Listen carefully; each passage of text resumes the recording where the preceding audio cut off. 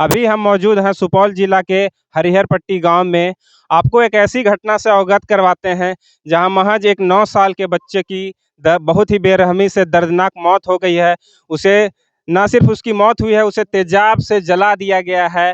एक गरीब माँ बाप जो बहुत ही उम्मीदों से अपने बेटे को बहुत ही कष्ट से, जो कि उनकी फाइनेंशियल हालत भी सही नहीं होती है, बहुत ही उम्मीदों से एक हॉस्टल में उसका दाखिला करवाते हैं पढ़ने के लिए, इस उम्मीद से कि ये बेटा को हम पढ़ाएंगे जो हमें गरीबी से ऊपर उठाएगा और अपना भविष्य उज्जवल बनाएगा।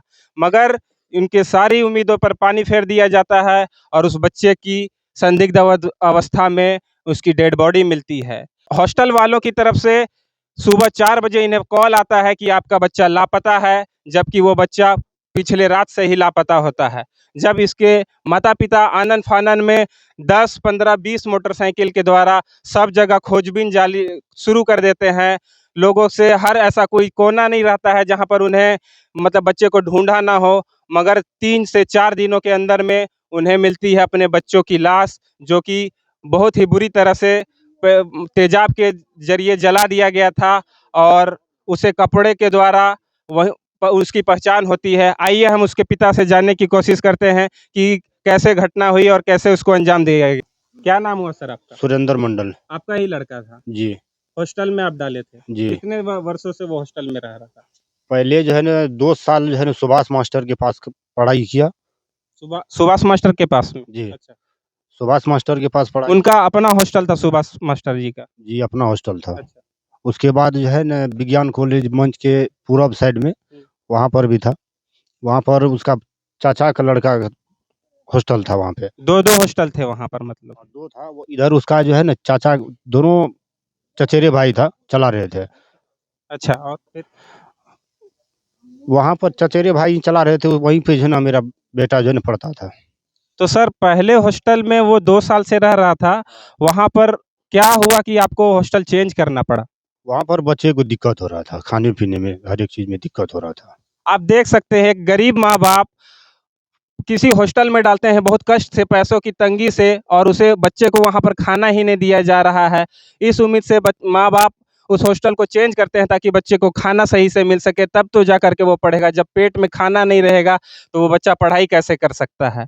उसी के दौरान उन्होंने अपने बच्चे का हॉस्टल चेंज करवाया और बगल के हॉस्टल में उसके चचेरे कोई और 2 हॉस्टल था, उसमें चचेरे भाई को हॉस्टल में उसका दाखिला करवाया ताकि उसका बच्चा का पेट में सही से खाना जाए और वो सही से पढ़ सके, मगर वहाँ से मिलती है उसकी लाश। क्या हुआ सर, आगे आप बताइए?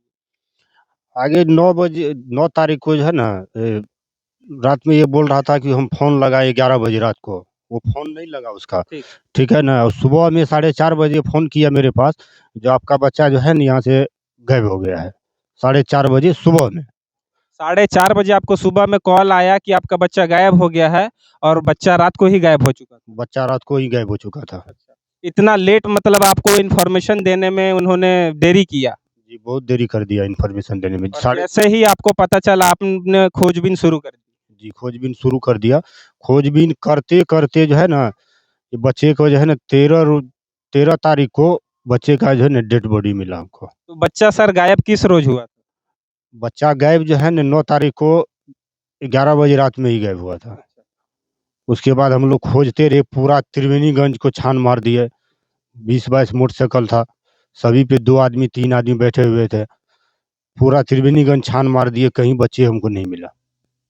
फिर? बच्चे नहीं मिला तो उसके बाद 13 तारीख को जो है ना विज्ञान कॉलेज की बाउंड्री के बगल से उसका हॉस्टल के जस्ट साइड में ही बच्चे का जो है ना लाश मिला।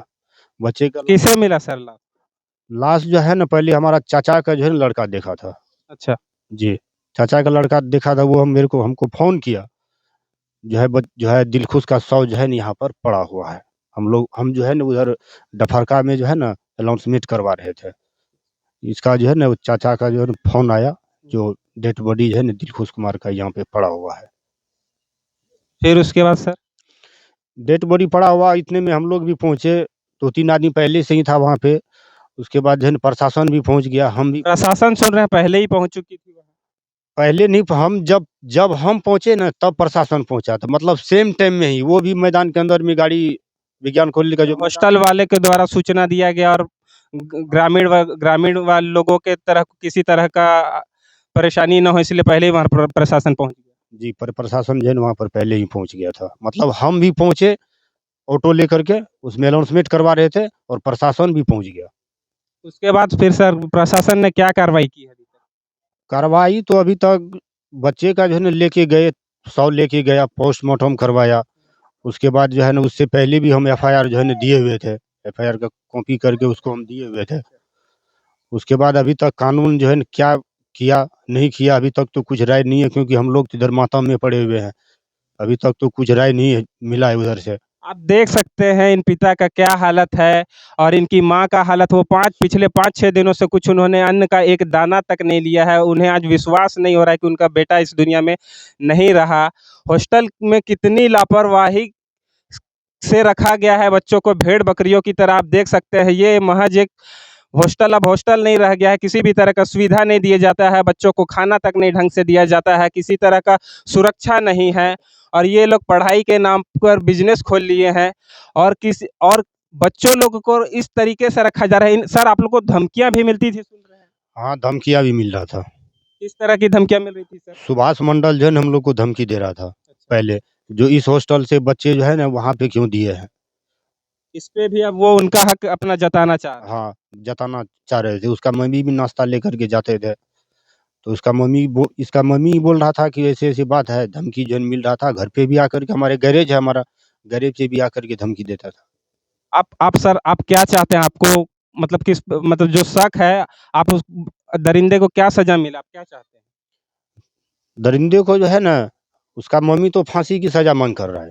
हाँ, होनी चाहिए सर, होनी होनी चाहिए। चाहिए, क्योंकि एक 8 साल 9 साल का बच्चे जो है ना क्या किसका क्या बिगाड़ा था? एक बताइए। 8-9 साल का बच्चा महज किसी का कुछ नहीं बिगाड़ा, मगर आपसी मतभेद में पैसों पैसों को लेकर जो भी मामला है, उसमें एक बच्चे की जान चली जाती है, जान ले लिया जाता है और उसकी बॉडी पहचान में न है, उसे इस बेरहमी से जलाया जाता है।